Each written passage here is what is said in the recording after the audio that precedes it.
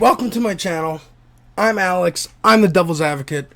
We're going to be talking about Joker 2, Folie À Deux in this review. Hey, it all rhymed. If you haven't seen the movie, that's okay. We're going to do a spoiler-free portion and then a spoiler portion. So watch until the big letters come up saying spoilers ahead. Mini little review for the first Joker movie.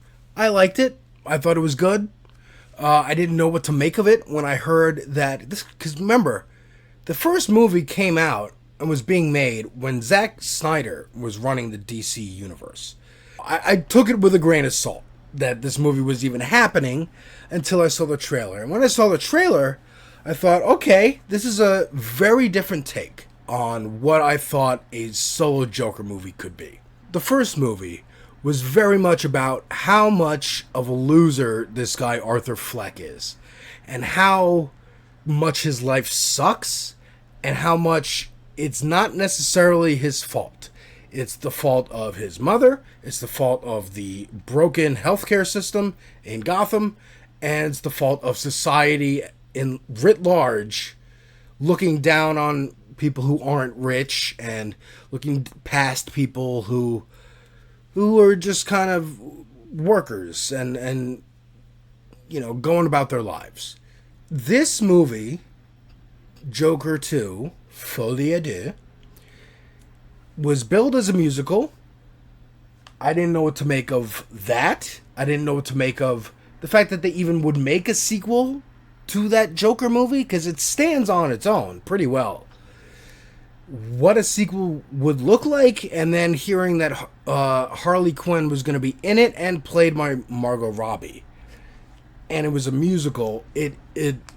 I was kind of just going like, all right, man, let's just see this thing when it comes out. The trailers dropped. They looked pretty cool. I had an idea in my head of what it could be, and I was thinking more along the lines of like a Natural Born Killers or Bonnie and Clyde type thing. Crazy man meets crazy girl. Like, she escapes her abusive family, they kill them, and then go on like a countrywide killing spree. And it climaxes with them kind of inspiring a prison riot on television. And it is about like the sensationalism of media and violence and stuff. So I was kind of expecting that, in the way that the first Joker movie was very much a play on Taxi Driver and King of Comedy and those kind of Scorsese movies. I thought this one was going to be like a play on Natural Born Killers and like Bonnie and Clyde and those kind of like crazy in love romance, like we're a psychopath killer kind of movies. Oh, you want to go back over there? Okay. No spoilers, but that is not what happened. So if you have that in your head, get it out of your head before going to see this movie. It is a musical. There are a lot of musical numbers. I will say, one of my heroes is Trey Parker, who co-created South Park and Book of Mormon.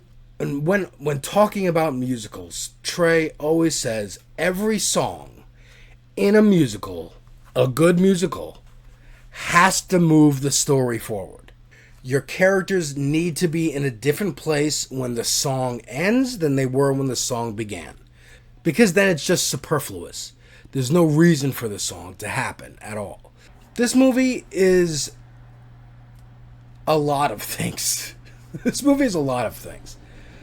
And a love story is one of them.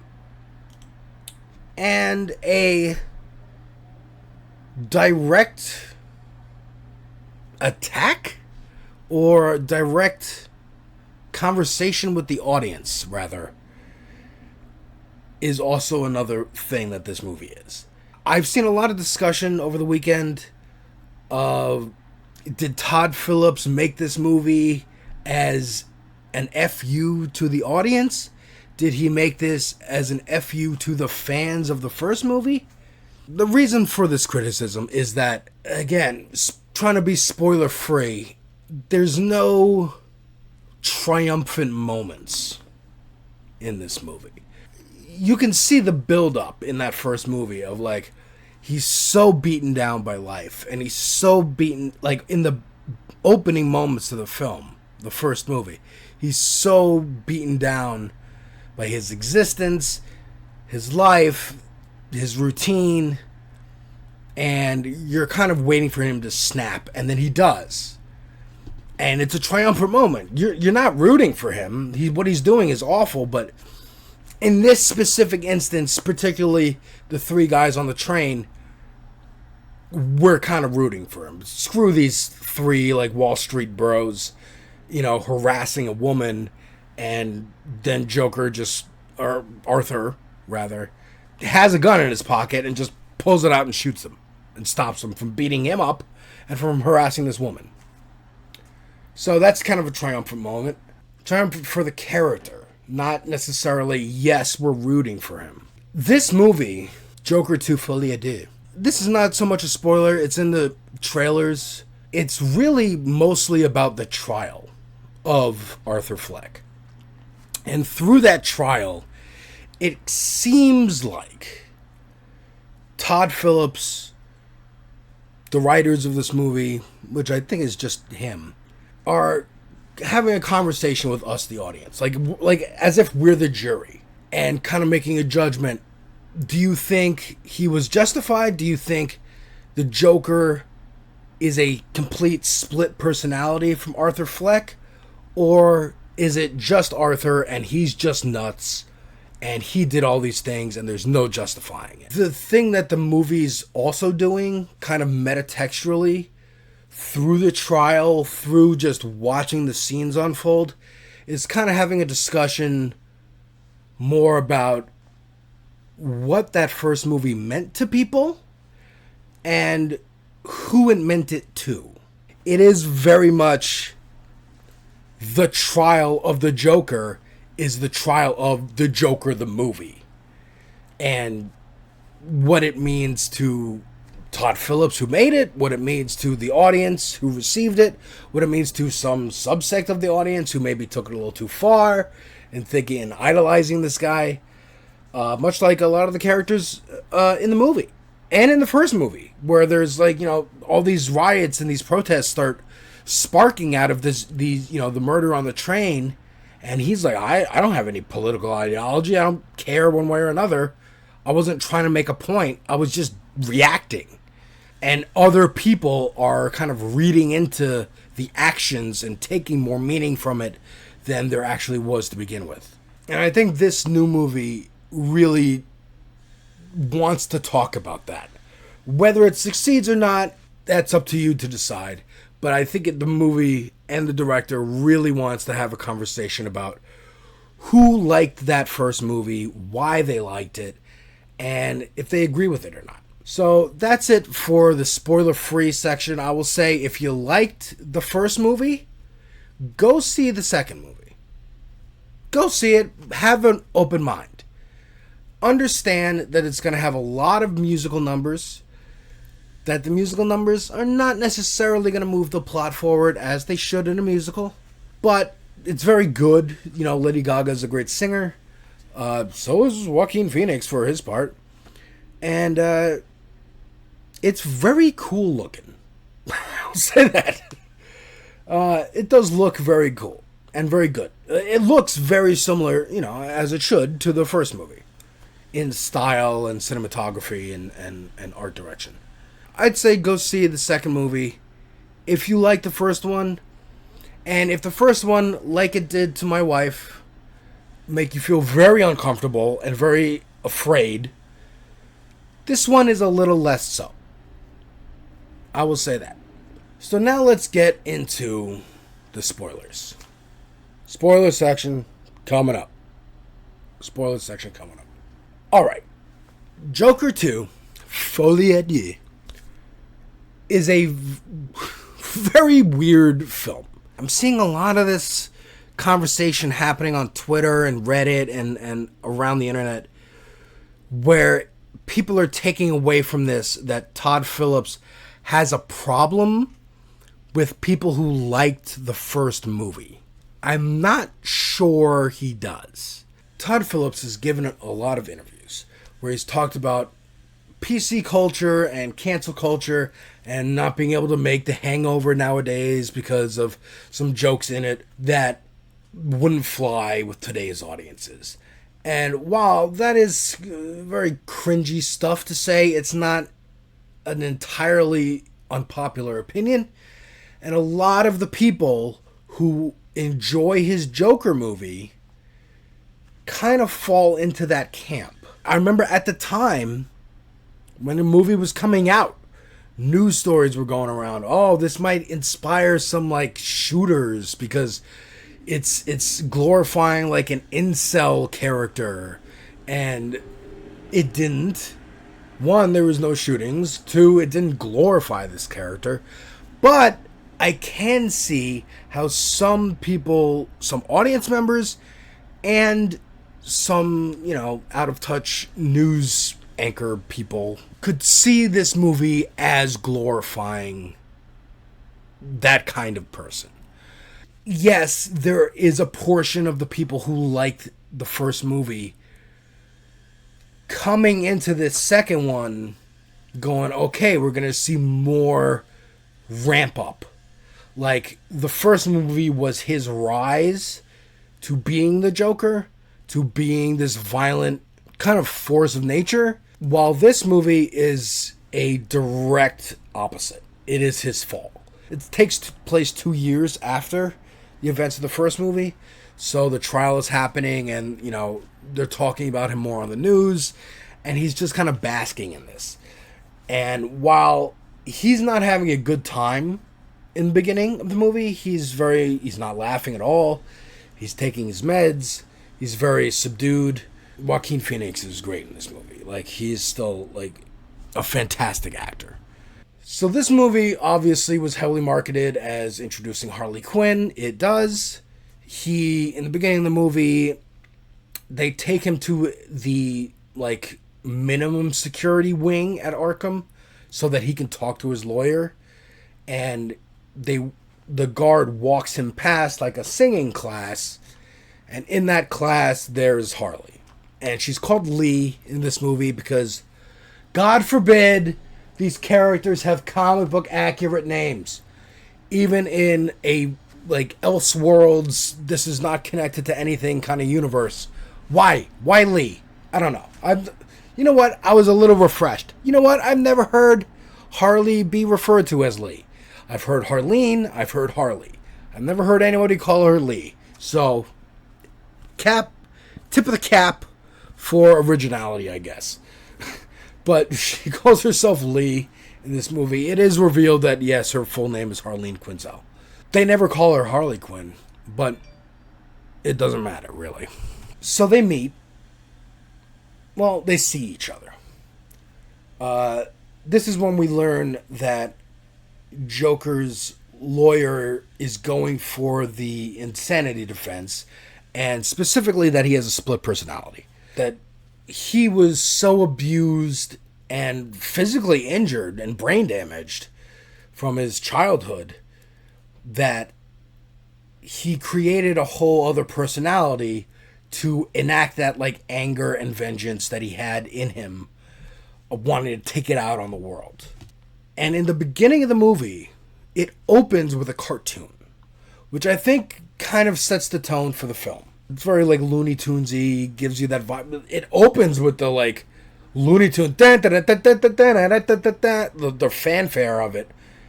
And I'm like, are we watching the right thing? Is this a commercial?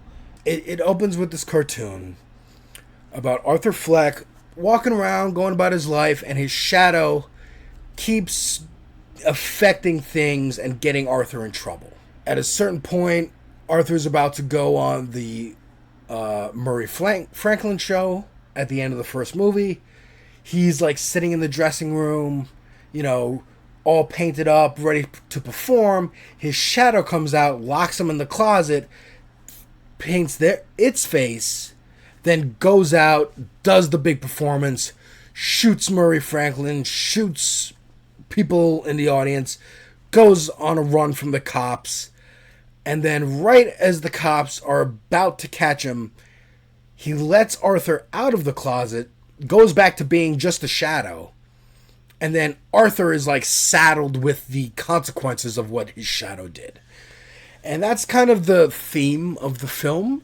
The defense attorney is trying to say, like, Joker came out of you. Your trauma, your anger, it's only a natural response for your brain to partition itself and to create another identity. And the prosecution, led by Assistant District Attorney Harvey Dent. Yes, Harvey Dent is in this movie. And yes, by the end, they do make a little reference to Two-Face, which was neat. Like, fine. You're going to have a prosecutor, might as well have him be Harvey. The defense's argument is Joker is a split personality. The prosecution's argument, Harvey Dent's argument, is that it was just Arthur. There is no split personality. Arthur Fleck knows right from wrong. He knows what he did was wrong. He did it anyway. He's a murderer, straight up, and he should be executed. It was more just giving stakes to this trial. Like, if you lose, you die. If you win, you probably don't go free, but you don't die. And maybe you can get into the minimum security wing. So, when he meets Harley, it's because the guard wants to, like, bang his defense attorney or something. So he gets him into the singing class, and there he gets to meet Harley face to face and, like, talk to her. And it's clear from jump that this girl is a fangirl. She says, I watched all the footage of you on the news.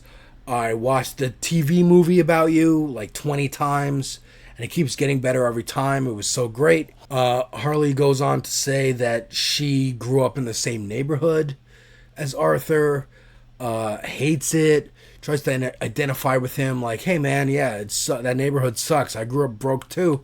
My dad was abusive to me just like yours was to you, and then he died, and I was never so happy as when he died. And my mother was very abusive, and she's an idiot. And we're simpatico, right? We're buddies, right? So already he's very smitten with her. Because, again, going into this, like, incel kind of character. Oh, there's a woman kind of paying attention to me? Even more so than my neighbor did in the first movie? Well, I'm in love with her now. So next we see Joker brought back to his wing at Arkham. And he's got a little bit of pep in his step. He really likes the singing class. He really likes Harley.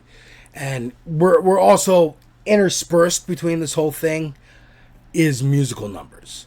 Now, him fantasizing about him and Harley having a TV show, like Sonny and Cher kind of, and like singing duets and stuff, and then she pulls a gun on him and shoots him. Which kind of, it shows like his fear, like he's going to get heartbroken again, in that this might all be in his head, or she's going to betray him, his fear of betrayal from particularly women in his life. Next we see movie night at Arkham, and they're watching some kind of old like movie musical or 50s style like romance movie, and Harley is like, hey, you want to get out of here? And Joker's like, no, I don't want to miss the musical number, plus I'm not supposed to. And she's like, but come on, you're the Joker, like let's blow this joint. And she, for whatever reason, they keep letting these people smoke and have matches. She kind of is frustrated. That's our first instance of seeing her, like, frustrated with Arthur. That he's not doing what she's expecting him to do, which is, like, try and break out. She walks to the back of the room, which I don't know how no one notices that she's doing this, since she stands up and you could see her shadow on the screen. Goes to the back of the room, lights a cigarette, lights the rest of the matches on fire, drops it in the piano that's in the room, comes back to her seat. As the piano begins to really catch on fire, other people start turning around, noticing it, screaming, running out. In the chaos, her and Arthur are running through the asylum. He tries to go with the rest of the group. She pulls him in another direction. They go out into the courtyard of the asylum to the gates, where the press has been waiting to get any glimpse of Arthur. So she clearly knows that the press is out there. They start climbing the fence as the guards are kind of pulling them back and trying to pull them down. The press is right there. on the other side of the chain link fence, just snapping pictures and trying to get quotes. The next time we see Arthur, he's back in his ward, the maximum security ward. You know, the guards are beating on him for running and trying to escape. He's saying that it wasn't his idea, but they don't believe him. Then Harley comes to visit. She gets into his cell. Arthur says, like, how'd you get in here? And she's like, I'd do anything for you. So I'm kind of assuming, she kind of like traded her body to get in there with Arthur. I don't know. Bribed him somehow. Got in there. And they're starting to like make out. And before they go any further, she goes, hold up, let me put the face paint on you. And we can see her change of like, oh, now I'm really into it. And they have a very awkward sex scene because clearly he is a virgin. And she kind of guides him, and it's over faster than he might want it to be. We don't really see her reaction. We see his reaction. And his reaction is like, was it good? But we don't really get a confirmation on her side if it was or not, which is interesting. Harley might be just into the Joker and not actually you, Arthur. We get a little bit more of that confirmation soon after with Arthur meeting with his defense attorney. His defense attorney admonishing him, being like, hey, escaping is not a good idea for your trial. And he's going, it wasn't my idea. It was this girl, Lee. Oh, she's so great. I can't tell you enough great things. And she goes, I know. Here's a newspaper that says Crazy in Love, the Joker's new girlfriend, Harley Quinzel. And she's going, you know who she is? And Joker's like, oh, you don't know anything. We're in love. Blah, blah, blah. You can't tell me not to see her anymore, Mom. The attorney's like, Arthur, like, do you know anything about this person? Let me tell you, her full name is Harley Quinzel. She is not from your neighborhood. She is not poor. Her parents are not dead. They're both still alive. Her father's actually a doctor. She's very well off. She's from the Upper West Side. I don't know what she told you, but she got committed to Arkham by herself. She committed herself. Maybe just to meet you. She's dangerous. And she's lied to you already. Who knows what else she'll lie to you about? Harley might just be here for her own purposes. We get more of this as we see some scenes independent of Arthur with Harley, where Harley is kind of just walking around now, taking interviews from the press. She's out of Arkham. She tells Arthur, I didn't mention this, but she tells Arthur after their sex scene, hey, they're kicking me out of Arkham, or they're releasing me because they think you're a bad influence on me. Which flatters him. It's still giving some insight into, like, is she telling the truth? A lot of these things seem kind of convenient for her, like being in the ward where he is. We're getting a little more into, like, what is her true motivations here? We then go to an interview where the actor Steve Coogan is playing a journalist. And it was funny to me because Joker's defense attorney is played by Catherine Keener. And if you're a fan of indie comedy, Hamlet 2, both of them are in that movie. And I was like, what a little reunion. What a strange place for a reunion in the Joker 2. Anyways, Steve Coogan is playing a slimy kind of Pierce Morgan journalist who's more interested in sensationalism than truly understanding who Arthur Fleck is. He addresses him as Joker. He brings up a lot of the murders and kind of tries to incite him and make him freak out a little bit. Catherine Keener is not allowed in the room while they're doing the interview, so she can only watch through like two-way glass, and it prepped Arthur and being like, hey, really, like, try to like keep it inside, like, don't sing, don't freak out, we're trying to portray you as like a human being here. But as soon as Coogan starts bringing up Lee and like, oh, who's your new girlfriend and whatever, then it's like, oh, now he's like singing about her. You know, we're getting into this like, oh, she's unleashing the Joker in him. She's inspiring him to become this guy again. Next, we see Harley and Joker together. She comes to visit Arthur, and through the prison glass that we always see in movies, he's kind of dejected looking and feels a little betrayed. Like, did you lie to me? And Harley's like, who doesn't lie every now and then? Come on. And he's really like, nah, but that's not cool. I have a hard time believing people anyway. I don't know you now. And she's like, well, let me prove it to you. Let me prove to you that I love you, that I want to be with you. I'm going to be at your trial every day. I'm going to be sitting in that audience every day of your trial. And I'm there for you, kiddo. And she starts singing again. And again, we've seen this in the trailer. She draws lipstick on the glass and he kind of moves his head so that it looks like a smile from her point of view. We go to the trial. And like I said, the majority of the movie is this trial. Harvey Dent's there making the case that he is Arthur Fleck. He did all these murders on his own, no split personality. Yes, he is very disturbed. Yes, he had a lot of trauma, but that does not excuse murder. It does not excuse shooting someone live on television. They bring up a lot of like doctors that analyzed his files and his interviews and, oh, can you really say that he has a split personality or not? And then when cross-examined by Arthur's defense attorney, it's very clear that the argument she's making in his defense, while it is to save his life, portrays him as a loser.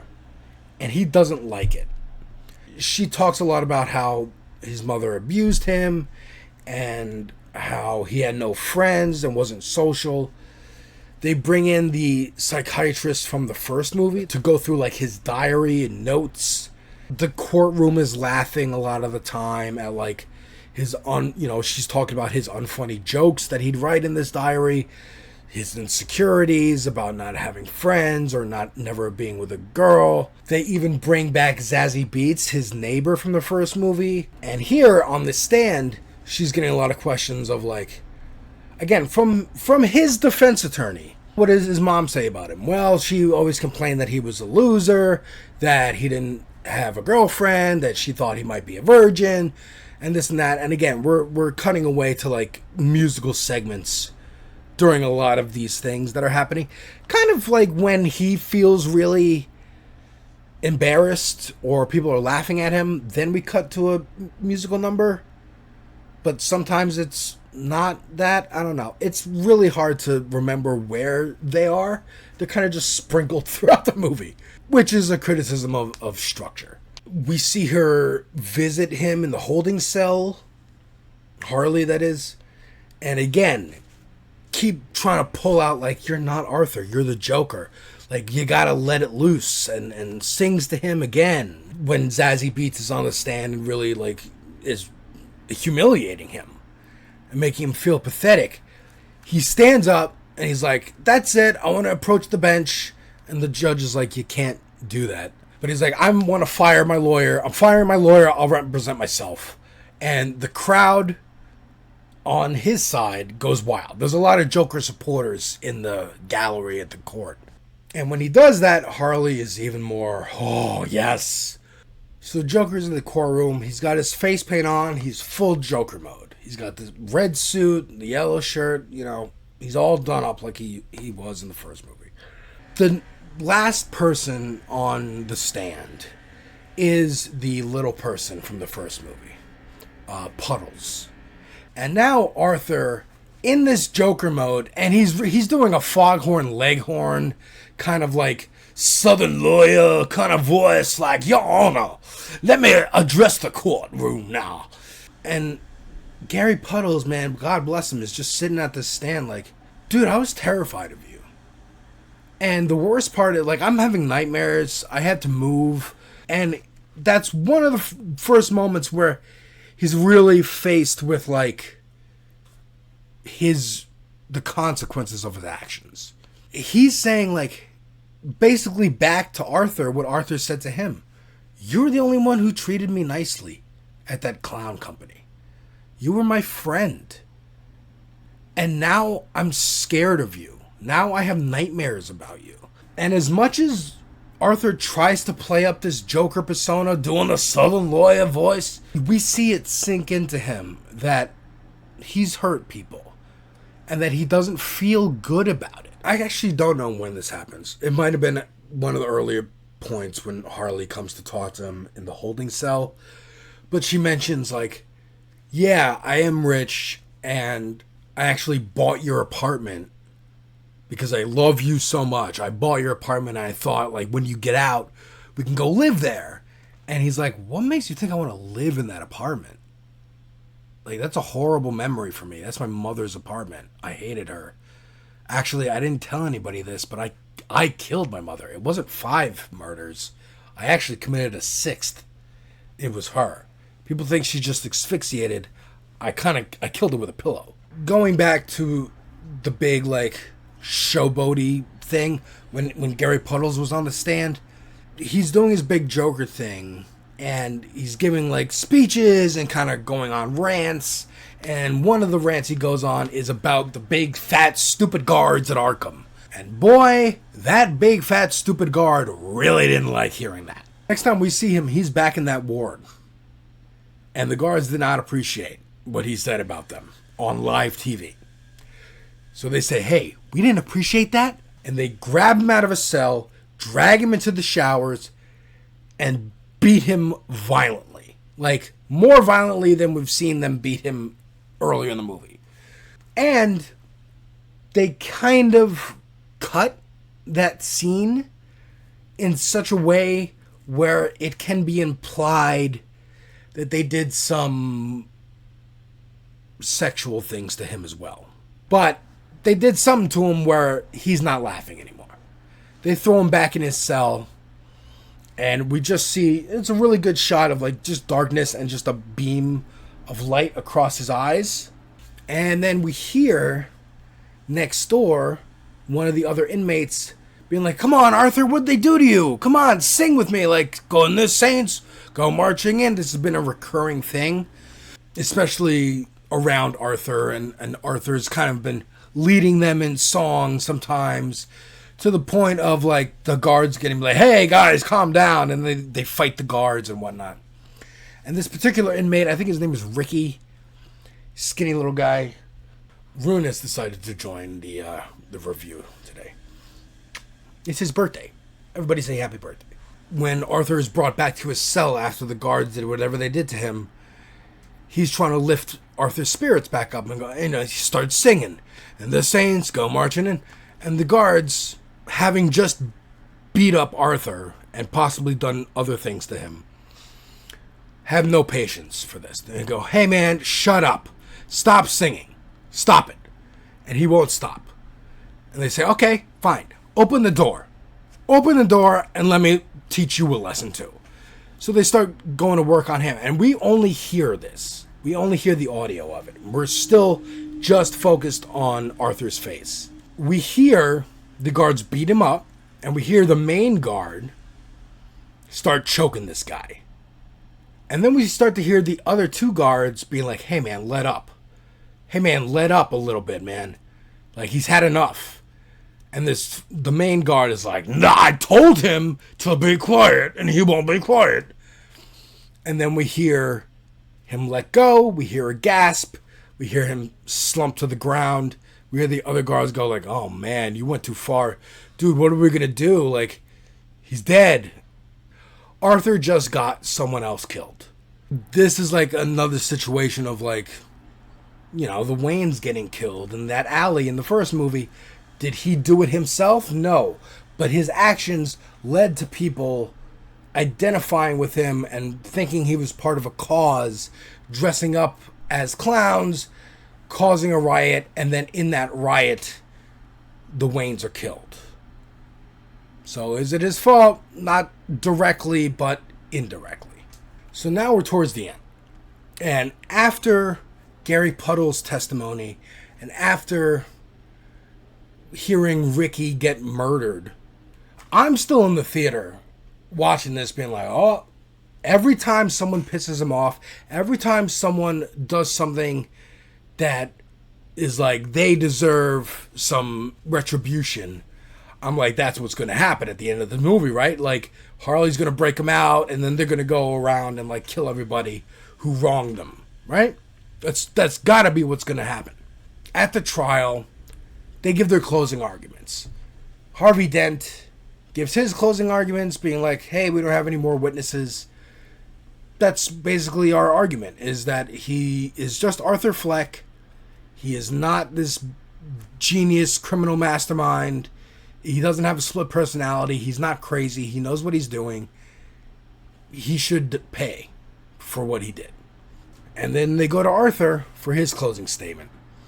And he, grabs the microphone like it's a stand-up mic, pulls a stool up to the jury and to the cameras that are next to the jury conveniently. And he even says, I was going to go on like a long, angry rant and probably make some jokes. But really, there's nothing funny here. I hurt people, and it wasn't okay. And there is no Joker.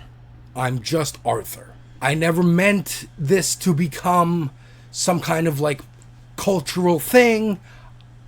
I'm sorry. Like, he admits to killing his mother, even. He's like, yes, I killed those 5 people, and actually, nobody knows this. He's talking to a camera and the jury and the courtroom. Nobody knows this, but I killed the 6th person. I killed my mother. Yeah, I deserve to die. Like, I'm not the Joker. I'm sorry. And as he's saying I'm not the Joker, he looks over at Harley, who is like, you've seen it in the trailer. She's got red, jacket. She's got her corset. She's got her face paint on. She's sitting there, front row and center, like, supporting him. He says he's not the Joker. He says there is no Joker. She gets up, walks out of the courtroom. And he's sad seeing that, but he sticks to it. He doesn't change his mind. So, the jury deliberates. He's trying to call her from the, like, payphone in the holding cells, and she's not answering. It goes to message, and he starts being like, Harley, I know that must upset you, but I really love you. I want to be with you. I'm nothing without you. And then sings her another song over the phone. And we cut to her in her apartment. We see the answering machine, and that she's just listening to him talk on the answering machine. And she's got a gun to her head. At this point, it's very clear she was only there for Joker. She was not there for Arthur. She did not care about Arthur. She cared about Joker. We cut back to the courtroom. The jury's back with their decision. They say, he's guilty. He's guilty on this count. He's guilty on this count. Before they're done reading the verdict, the walls of the courtroom explode in. Like, from the outside. Jury's dead. Judge is dead. Arthur miraculously is not. He's just blown away. He kind of just, like, looks around. He's like, no one's stopping me. Walks out this hole that's been blown in the side of the court building. As he's walking out, here's the nice touch to Two-Face. We see Harvey Dent with half of his face, exploded from the shrapnel of the wall. And he's, like, sitting on the ground, just kind of in shock, blinking. Like, he's still alive, and yes, his face is messed up. There's Two-Face for you. Arthur walks out of the courtroom. He's just kind of dazed. The people outside the courtroom, there's been protesters the whole time. Some in support, some saying, like, kill Joker, lock him up forever. One of his supporters, dressed in full makeup and the suit and everything, is like, hey, man, it's you, isn't it? Like, let's get you out of here. Come on, jump in my car with my buddy. And so they jump in the car. We're going to drive you out of here. We got a place to go. We got support. Once we get there, you'll lead us and you'll tell us what to do next. So here we have a route he can go down. He's been put in this car. If you stay in the car, you're going to be taken to people who love you and support you and want to follow you. But he said it in the courtroom. I am not the Joker. The Joker doesn't exist. I am just Arthur. As soon as the car stops, he just gets out and runs. And his supporter, both of them, get out of the car and are like, hey, man, where you going? Oh, we're running? We're running now. Okay, I guess we're just running after you. We'll follow you, man. Come on, we'll do whatever you want. And he's just trying to get away from them. And this ties back to the cartoon in the very beginning of the movie. It's like Arthur, is running away from his shadow. His evil side, the Joker. He is running away. I don't want to be the Joker anymore. I am Arthur. Arthur runs to the stairs, the infamous stairs. And because Harley said that she bought his apartment and is living there. So he figures, hey, let me go find her. And lo and behold, she's there on the steps. So he goes up the steps to talk to her. He's like, hey, I'm out. I don't know what happened, but somebody blew up the courthouse. I was able to get out. I'm here now. You and me, it'll be just like you said. We can leave. Something I forgot to mention was after they had sex and when he was in the holding cell and Harley came to talk to him. Harley says, I'm pregnant. So Joker's on the steps like, hey, I'm here now. Let's go. Let's get out of here. Let's escape. And she's like, there is no escape. There's no going anywhere. He's like, well, what about the baby? And then she starts singing a song. Now, this song is called That's Entertainment. And it's more or less like a, hey, that's showbiz kind of song.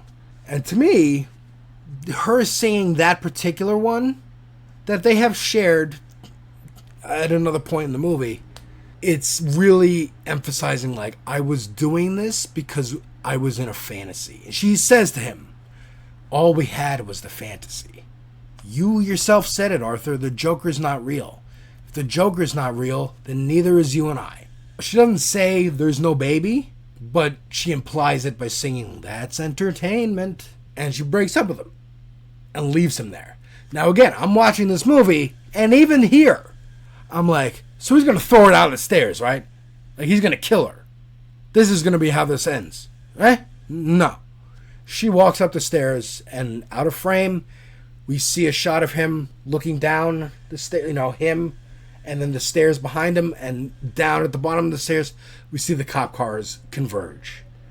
They're there, they got him. So Arthur's back in Arkham now, and we don't know what happened with the jury and the judge. I mean, they're dead, so you didn't really get a verdict, an official verdict. Presumably they're waiting for another trial, who knows. But it seems like Arthur's a bit more, he's not happy, but he's like content. Like he knows who he is now. I'm Arthur Fleck. I'm not the Joker. The Joker's not real. He's sitting in the common room watching TV with the rest of the inmates. The main guard who killed that other inmate and beat Arthur and has kind of been with Arthur the whole movie. Not with him like on his side, with him in like tormenting him and, put the beat down on him when he insulted the guards on TV. He's walking through the common room kind of whistling, hello, whistling and, I don't know, kind of mocking Arthur, it seems. And then says, hey, Arthur, you got a visitor. And I'm thinking, oh, maybe it's Harley. She changed her mind. I don't know. But he's going to walk towards where the visitor room is. And another inmate follows him from the common room. And we've seen this inmate, again, a handful of times. He's just been like standing in the back of the room, grinning, and, a lot of the inmates are just kind of grinning and laughing maniacally, randomly, because that's how you portray mental illness on film. But this one walks up to him, and it's like, hey, Arthur, before you go meet your visitor, can I tell you a joke? And he tells this joke about a psychopath walks into a bar and sees a clown who has everything. And I can't remember exactly how the joke went, but it ends with like, it's something along the line of the clown or the psychopath asks the clown what he's having. The clown says, well, if you're buying, I'll take whatever you got. And the psychopath says, you'll get what you fucking deserve. The same line Arthur said at the end of the first movie to Murray Franklin when he shot him in the head. And in this movie, the inmate says it to Arthur and then stabs him in the gut repeatedly with a shank. And Arthur stands there for a moment. He turns around. He falls down. That's Life by Frank Sinatra starts playing. I think it might be the Lady Gaga version that she just came out with on her new album.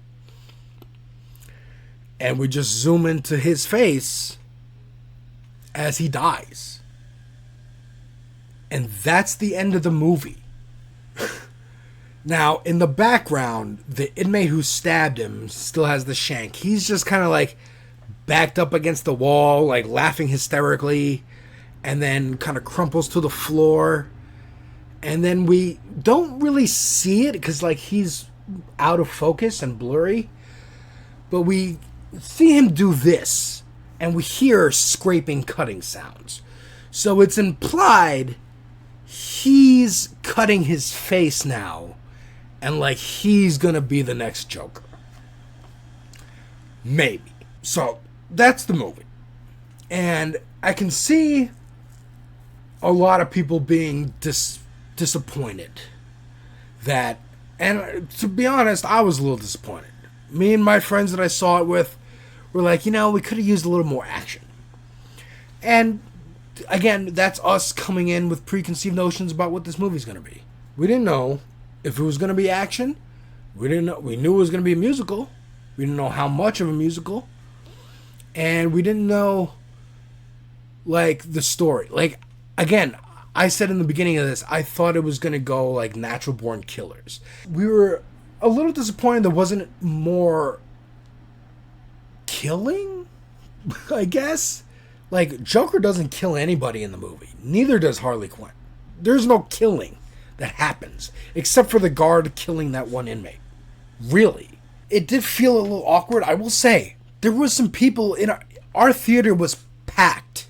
It was Friday night, opening night. It was packed. And we saw people walking out at different points in the movie. And I was like, I don't know, maybe they're just going to the bathroom, or maybe they're walking out. I don't know. This is not what I expected, and it's definitely not what a general audience expected. I think a general audience expected the first movie was rising and then crescendoed. I think they were expecting this movie to take that baton and continue to rise and crescendo with Harley Quinn now in the mix. And like her rise and her descent into madness. No, that wasn't it at all. She actually knew from the beginning what she was doing. She was just trying to get into Arkham to meet Joker. And she kept trying to be like, no, but you're Joker, though. But you're not Arthur, you're Joker. Let me paint your face, and let's have sex. Oh, maybe you're not as good at sex as I thought you would be. And her, like, constant, like, egging him on, and like, hey, don't take your pills. And he's like, I already stopped, baby. Her complete breakdown when he says, I'm not the Joker's not real. I'm Arthur. And her just walking out of the courtroom. And then the meeting on the stairs, where she's like, all we had was the fantasy. When you take the fantasy away, I'm not attracted to you. I don't want to be with Arthur Fleck. Everybody knows who the Joker is. I want to be with Joker. I want to be the Joker's girl. I don't want to be Arthur Fleck's girl. Again, I was expecting, especially because there had been no killing up to that point, and I also didn't really realize how close to the end of the movie we were. I was expecting him to throw her down the stairs. And like in a fit of like, again, I'm lied to. Again, a woman has betrayed me. But something, I don't know. But throw her down the stairs and she dies. And then he feels, oh no, I killed the only thing that loves me. But, and then, I don't know, goes to jail. I don't know what I was expecting. But I wasn't expecting that. When he got stabbed by the inmate, and I realized that this was the end of the movie, I started giggling to myself. Because I was like, if it was Todd Phillips' intention to subvert everyone's expectations and be like, this is not going to be him and Harley running around killing people who deserve it for the most part and like wreaking this like havoc on the city. It's kind of just an exploration on how much he sucks and how pathetic he is. I thought that was kind of funny. I thought it was kind of funny if that was Todd Phillips' intention. But I don't know. Because, again, I don't think he disagrees ideologically with the fans of Joker who maybe are a little more on the right-wingy, incel-y side of things. But, all to say, I think it was cool. I think it was a cool movie. I think it was... It's not perfect, obviously.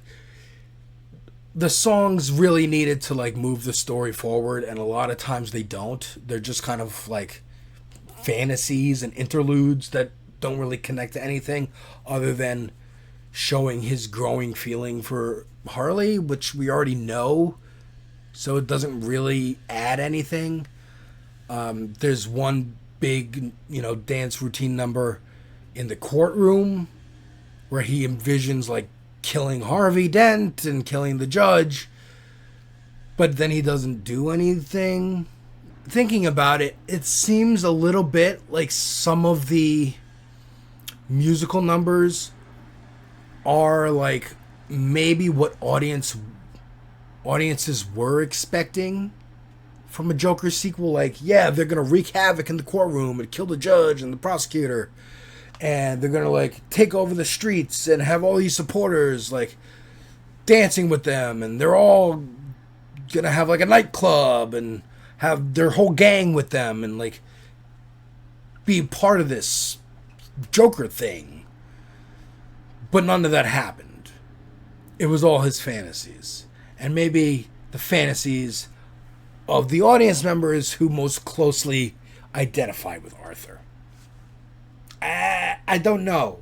I don't know what he was going for. And that's an indictment of itself if I don't really have a clear idea what your intention was in making this movie. I will say it is shot very beautifully. The singing is great. And it's cool to look at.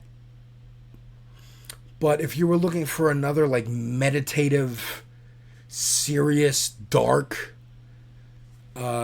movie about like mental health and how the system can fail people, this really isn't that movie. It's hard to describe because that first movie is like a movie and it tells a narrative and it is a character study and gets really in depth with the character and his history and what his problems are and what he thinks they are and what they really are and how he grapples with the reality and then his fantasies and all these kind of things.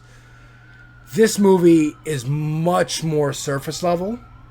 This movie does go into it a bit, but not enough for me. I wanted more Harley because we keep hearing about her through other characters, and even when we do hear it through her, it's through her. We're not getting any real objective look at her other than the defense attorney revealing to Arthur, hey, she's lied. She's actually rich. She didn't grow up in your neighborhood. Her parents are alive. So it seems like looking at the trailer and seeing the movie, like some of Lady Gaga's scenes were cut. I don't know how much was cut. I don't know if we really got into a more in-depth look at Harley, but I would have liked some more about her and what she's gone through and why she's doing any of this other than, what I'm left with is just she's a fangirl. She's a fangirl who met her idol, and her idol was like, that was kind of all a show. It's like if her idol was Kiss, the band Kiss, and then she meets them and they're like, yeah, my name's Gene Simmons. Like, I'm a guy who puts on face paint and, like, you know, a costume to be like the demon character that I am, but I'm just a guy. And she was like so disappointed in that she like ran away. I don't know, but go see the movie for yourself, I would say, because I never trust ratings. I never trust like Rotten Tomatoes. You know, who knows? Like, numbers score on a piece of art is not a final determination of if it's good or not. So I would go see it. If you like the first movie, go check this one out. Go in with an open mind. See if you like it. If you do, you do. If you don't, you don't. And don't let nobody tell you you're wrong about it. Thank you very much for watching this review. If you stayed to the end, please like and subscribe. Click the buttons and do those things. And we'll, I'm going to do some more reviews on this channel. Movie reviews, television reviews, obviously video game reviews. Joker 2, Folie À Deux. I saw it. How about you? Go see the movie. It's alright. It's fun.